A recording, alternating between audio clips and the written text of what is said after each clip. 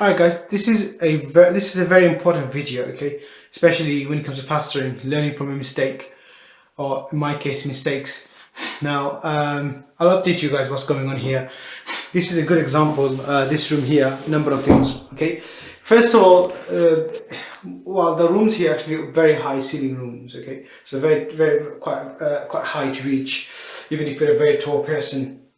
Alright, what I've been doing, I've been plastering from bottom to midway. Okay, I could have gone a bit further up, but I just stopped sort of here. You can see the door architrave there, so that's about there. That's where I stopped. Now, and then I did the top half. Okay, going forward, I would do the top half and then go from bottom and then meet in the middle. That's lesson 1. 2. I would make sure that the consistency is workable. Now, there's 2 things you could do. You could do sort of melting ice, so ice cream consistency, so it still holds shape, form, and you can still apply it. Okay. Now, with that one, you got to be careful of time. Get against time. Okay. That if you mix too much, it's gonna go off. I made that mistake. I mixed too much, and so I was rushing against time. Okay.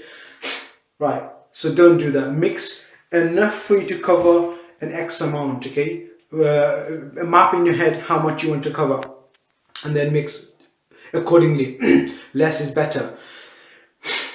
Number 2, I've also, in some areas, I've actually played with runny consistency. Now, the problem with runny consistency is that it's harder to apply, okay, because it runs off too quickly and whatnot. When I say runny, I'm talking about Greek style yogurt runny, or maybe a bit more runnier than that, okay. I wasn't happy with that, but that consistency would be really good for second coat, so applying the second coat would be perfect for that, okay. That's another mistake. Another mistake is that over there you can see the plaster's cracked, okay. That's a high suction wall. I should have applied more PVA. I didn't do that. Over there, it's fine. Over here and everywhere else, I applied plenty. Okay, that's another mistake.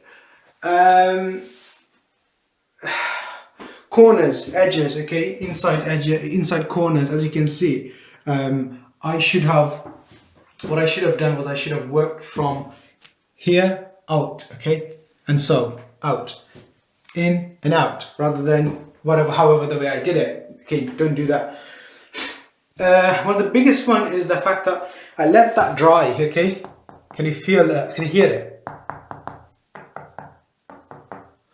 I let that dry. Shouldn't have done that. Big mistake. Don't do that. But I was working against time and in the night and whatnot. So okay, another problem. Don't do plastering in the night.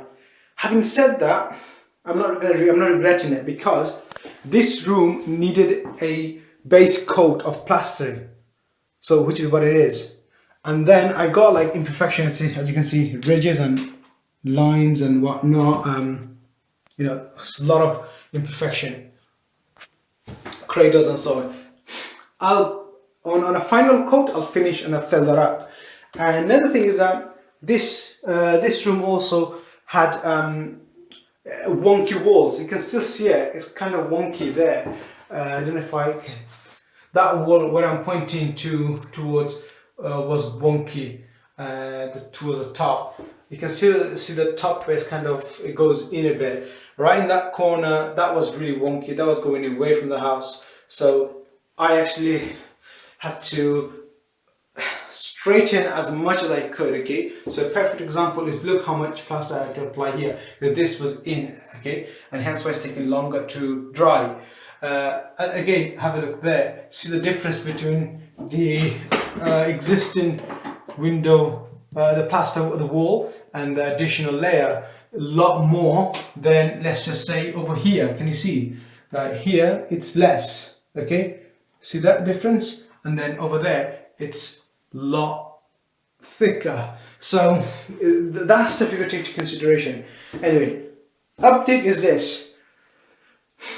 Just have a look at it. Take a look. All the holes gone, as you can see. No more. It's a big one. I'll fill that. I'll take care of that later on.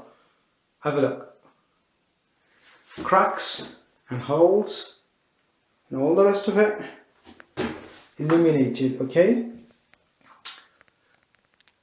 All of it's gone, okay? Over here, have a look at it. All that's gone.